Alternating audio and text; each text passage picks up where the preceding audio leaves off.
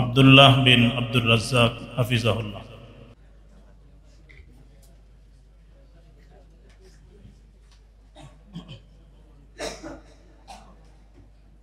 আসসালামু আলাইকুম ওয়া রাহমাতুল্লাহি ওয়া বারাকাতুহু।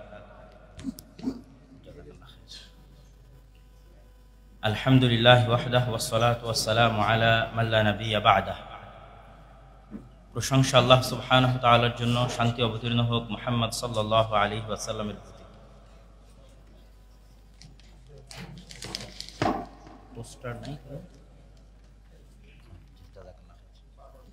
বিতর্কিত জাতীয় পাঠ্যক্রম প্রজন্মের প্রকৃত শিক্ষা ভাবনা শীর্ষক আজকের এই আলোচনা সভায় আমরা উপস্থিত হতে পেরেছি, এই জন্য সর্বাগ্রে আল্লাহর শুকরিয়া আদায় করি, বলি আলহামদুলিল্লাহ।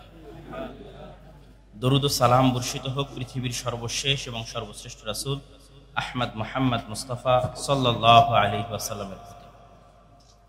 সম্মানিত উপস্থিতি, ইতিহাস থেকে শিক্ষা নেওয়া আমাদের জন্য খুবই জরুরি। স্পেন যেমন একদিনে স্পেন হয়নি, ফিলিস্তিন যেমন একদিনে ফিলিস্তিন হয়নি।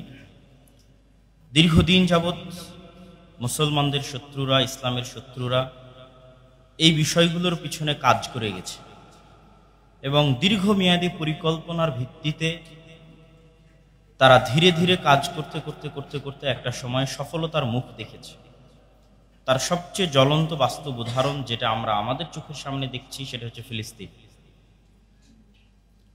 যে ফিলিস্তিনে তারা যেভাবে দীর্ঘমেয়াদী পরিকল্পনা করে সামনে এগিয়েছে, মুসলমানেরা সেইভাবে সজাগ হতে পারে। মুসলমানেরা সেইভাবে সজাগ হয়ে ব্যবস্থা না নেওয়ার কারণে তাৎক্ষণিক প্রতিক্রিয়া জানিয়েছে আর তারা তাদের পরিকল্পনা বাস্তবায়ন করতে থেকেছে। যেটা আমাদের শ্রদ্ধেয় ভাই আব্দুল হাই সাইফুল্লাহ উল্লেখ করলেন, সেটার সাথে আমি আরেকটি কথা যুক্ত করি, যেটাকে ইংরেজিতে বলে রিয়্যাক্ট করা। যে মুসলমানেরা অভ্যস্ত হয়ে গেছে রিয়্যাক্ট করতে, যে কিছু ঘটলে তবে আমরা প্রতিবাদ জানাবো, এটা হচ্ছে রিয়্যাক্ট। আর আরেকটা হচ্ছে না, কিছু ঘটতে পারে তার পূর্বেই আমি প্রস্তুতি নিয়ে রাখবো যেন না ঘটে। যেমন আমার গাছ যদি ছাগল খেয়ে যায়, তো প্রতিদিন খাওয়ার পর আমি ছাগলের মালিককে গালিগালাজ দিব প্রতিদিনই, 10 দিন 15 দিন পর খায় আবার গালি দেই, এটা রিয়্যাক্ট। আর ওই ছাগল যেন আমার গাছ খেতে না পারে এই জন্য আমি পূর্বেই প্রস্তুতি নিয়ে রাখলাম, বেড়া দিয়ে রাখলাম, পরিকল্পনা করে রাখলাম, এটাই হচ্ছে অ্যাক্ট। তো আমাদের যেটা সবচেয়ে বড় সমস্যা হয়ে দাঁড়িয়েছে, যে আজকে যেই শিক্ষা ব্যবস্থা নিয়ে আমরা কথা বলছি, শিক্ষা ব্যবস্থা ভারতের শিক্ষা ব্যবস্থা নয়, চীনের শিক্ষা ব্যবস্থা নয়, আমেরিকার শিক্ষা ব্যবস্থা নয়, বাংলাদেশের শিক্ষা ব্যবস্থা। তাহলে আমার দেশের শিক্ষা ব্যবস্থা নিয়ে কথা বলছি, অথচ আমার দেশে হাজারো মাদ্রাসা আছে, লক্ষ মসজিদ আছে, শত ইসলামী সংগঠন আছে। এত ইসলামী সংগঠন, এত হাজার হাজার মাদ্রাসা, এত লক্ষ লক্ষ মসজিদ থাকার পরও আমরা কোনো টেকসই দীর্ঘমেয়াদী পদক্ষেপ হাতে নিতে পারিনি দেখেই কখন এই ধরনের পাঠ্যপুস্তক বাস্তবায়ন হয়ে গেল আমরা আগে জানতে পারলাম না, হওয়ার পর আমরা প্রতিবাদ করতে নামলাম। আমাদেরকে এই ব্যর্থতা কিন্তু আগে স্বীকার করতে হবে। সারা দেশের সকল মুসলমানদেরকে, সকল ঘরানার মুসলমানদেরকে, সকল ইসলামী দল, মসজিদ, মাদ্রাসা সবাইকে এটা স্বীকার করতে হবে। দেখেন, ইহুদিরা ছোট্ট সংখ্যায় হলেও তারা লবিংয়ে এত পারদর্শী যে আমেরিকার মতো একটা বিশাল দেশকে তারা শুধু লবিংয়ের মাধ্যমে কন্ট্রোল করে। এবং আপনারা যদি মনে করেন যে আমেরিকা ইসরায়েলকে সহযোগিতা করছে মুসলমানদের বিরুদ্ধে গিয়ে শত্রুতা করার কারণে, তাহলে এটা যতটুকু তার চেয়ে বেশি আছে যে ইসরায়েল তাদেরকে এমনভাবে খাইয়েছে যে তারা মাজলুম। মানে ইসরায়েল এমনভাবে বিশ্ববাসীর কাছে তুলে ধরেছে ইহুদিরা যে আমরা মাজলুম, আমাদেরকে হলোকাস্টে হিটলার যেই পরিমাণ অত্যাচার করেছে, আমাদের তোমাদের একটা জমি দেওয়া দরকার, একটা থাকার জায়গা করা দরকার, আমরা খেতে পাই না, আমাদের বাড়ি নাই, ঘর নাই। এমনভাবে তারা লবিং করে যে আমাদের বিরোধিতাই যতটা না সহযোগিতা, ওদেরকে মাজলুম মনে করে সহযোগিতা তার চেয়ে বেশি করে আমেরিকা এবং গণতন্ত্রীপন্থী যে দেশগুলো আছে তারা। তাহলে কি পরিমাণ তারা লবি তৈরি করে। আমরাও কিন্তু লবি করতে যে আমাদের অভ্যস্ত নই আমরা তা কিন্তু নয়। আমরা যখন একটা স্থানীয় জালসা আয়োজন করি তখন স্থানীয় নেতাদের সাথে আমাদের লবিং করতে হয়। যখন আমরা স্থানীয়ভাবে মাদ্রাসা পরিচালনা করি তখন স্থানীয় নেতাদের সাথে আমাদের লবিং করতে হয়।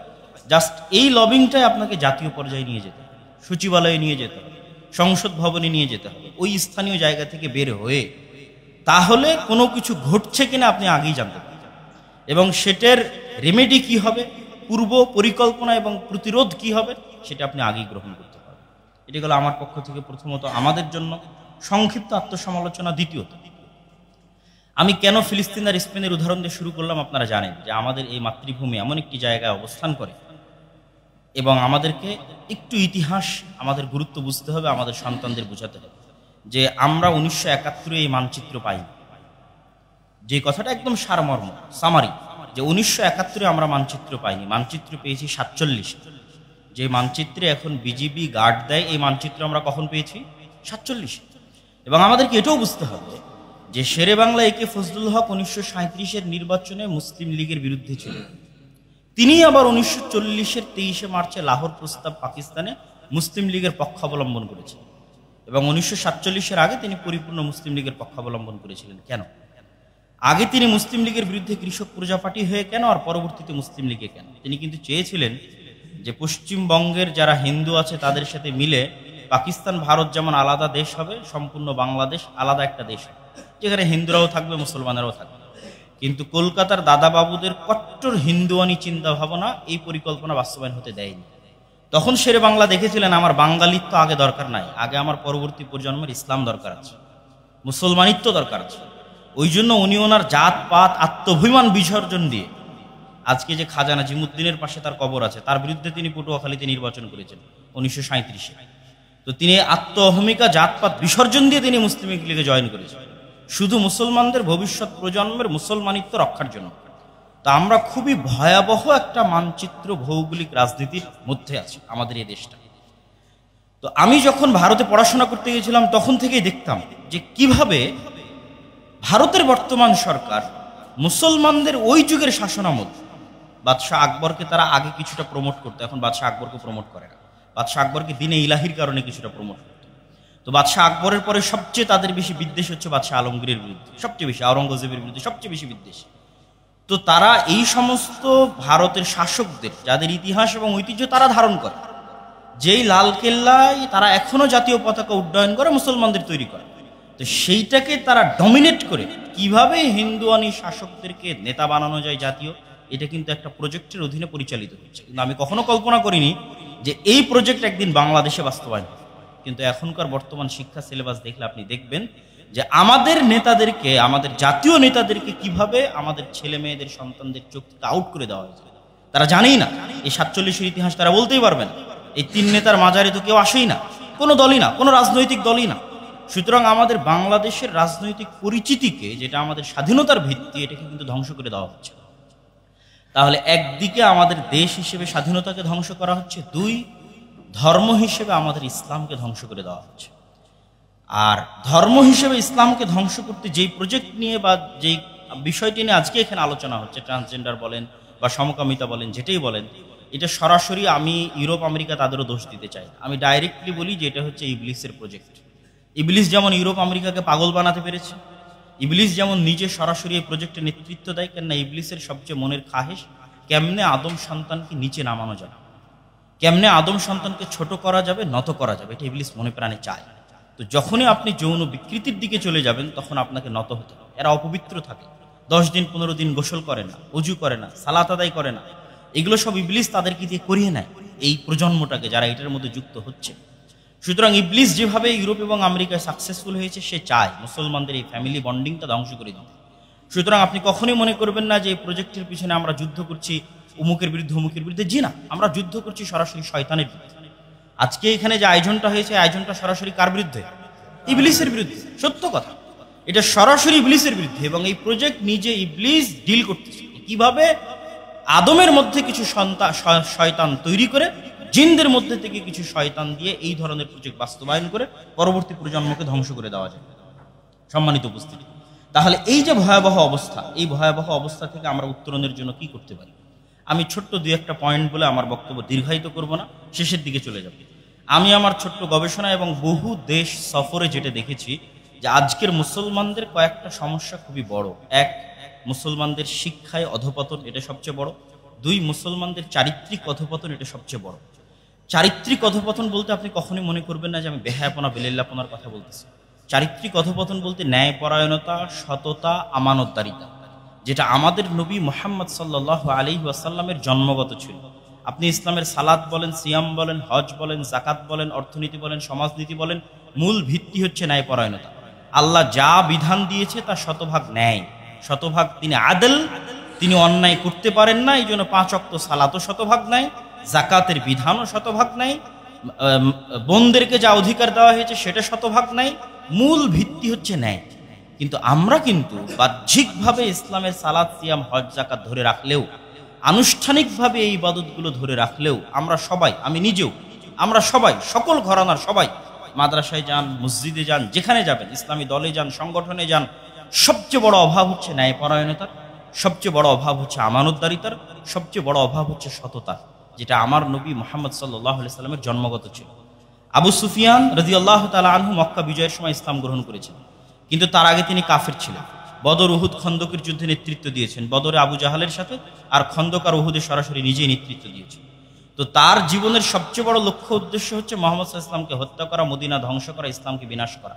তাকে বাদশাহ হিরাক্লিয়াস জেরুজালেমে তার চিরশত্রু মুহাম্মদ সাল্লাল্লাহু আলাইহি ওয়াসাল্লাম সম্পর্কে জিজ্ঞেস করছে। তখন সে আবু সুফিয়ান রাদিয়াল্লাহু তাআলা আনহু কাফের মুশরিক হওয়া অবস্থাতেও তিনি লজ্জায় মিথ্যা বলেননি, যে আমি মিথ্যা বলতে যদি লজ্জা না পেতাম তাহলে আমি আজকে মিথ্যা বলতাম, বুখারীর হাদিস। তাহলে তিনি লজ্জায় মিথ্যা বলেননি কাফের মুশরিক হওয়ার পর। কিন্তু আপনি দেখেন, মুসলমানদেরকে দেখেন, মসজিদে বলেন, মাদ্রাসায় বলেন, হাজি বলেন, আলেম ওলামা বলেন, সর্বক্ষেত্রে দেখবেন। আমি কোথায় থেকে এই জিনিসটা অনুভব করেছি, আমি যখন ইংল্যান্ডে গেছিলাম তখন দেখেছি 90% মুসলমান ইহুদি খ্রিস্টানদের কাছ থেকে 2টা টাকা বেশি পাওয়ার জন্য, বেনিফিট বেশি নেওয়ার জন্য 90% মুসলমান মিথ্যা বলে। আল্লাহু মুস্তাআন। তাহলে এই যে আমাদের এই মুসলমানদের যে চারিত্রিক অধপতনটা ঘটেছে, যে আমরা বাহ্যিক ইবাদতগুলো ধরে আছি কিন্তু ভিতর থেকে খোকলা, কোথাও ন্যায়পরায়ণতা নাই, কোথাও আমানতদারিতা নাই, কোথাও সততা নাই। এবং এটা আমাদের মধ্যে এসেছে কেন? দীর্ঘ ঔপনিবেশিক গোলামির কারণে। আমরা দীর্ঘদিন ব্রিটিশদের এবং আফ্রিকার মুসলমানেরা দীর্ঘদিন ইতালি, ফ্রান্স এবং স্পেনের গোলামি করেছে।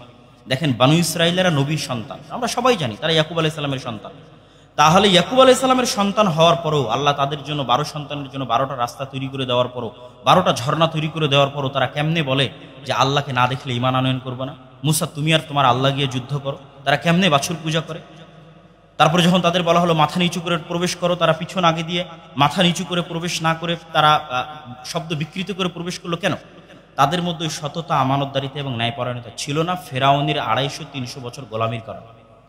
তো আমাদের মধ্যে সততা, ন্যায়পরায়ণতা, আমানতদারিতা হারিয়ে গেছে মুসলমানদের মধ্যে থেকে দীর্ঘ 150-200 বছর গোলামির কারণে। এটা আল্লামা ইকবাল বলেছিলেন, সাবাক ফিরসে পার সাদাকাত কা, শুজাআত কা, আদালত কা, লিয়া জায়েগা তুঝসে কাম, দুনিয়া কি ইমামত কা। যে মুসলমানেরা, তোমাদের মধ্যে সালাত, সিয়াম, হজ, যাকাত সবই আছে, নতুন করে সত্য বলা শিখো, নতুন করে ন্যায়পরায়ণতা শিখো, আমানতদারিতা শিখো, আল্লাহ তোমাদেরকে দুনিয়ার নেতৃত্ব দিয়ে দিবে। সম্মানিত উপস্থিতি, আমি আমার বক্তব্যের শেষে চলে এসেছি। 2টা জিনিসে আমাদের গুরুত্ব দিতে হবে। যারা আজকে এখানে উপস্থিত হয়েছেন, যারা এটা নিয়ে ভবিষ্যতে লবিং করবেন, আল্লাহ তাদের হাতকে মজবুত করুক।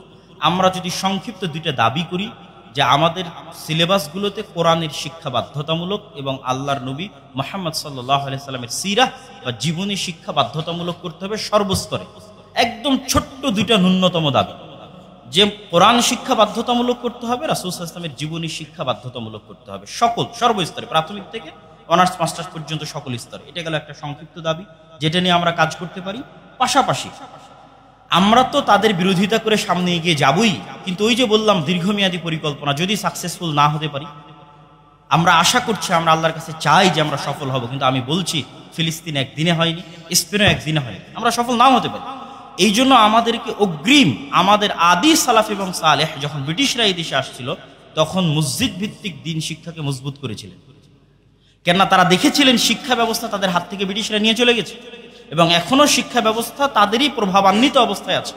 তাহলে যদি আমরা সাকসেসফুলি এটাকে না করতে পারি, তাহলে তার পূর্ব পরিকল্পনা হিসেবে, দীর্ঘমেয়াদী পরিকল্পনা হিসেবে আমাদেরকে মসজিদ ভিত্তিক দিন শিক্ষার প্রতি মনোযোগ দিতে হবে।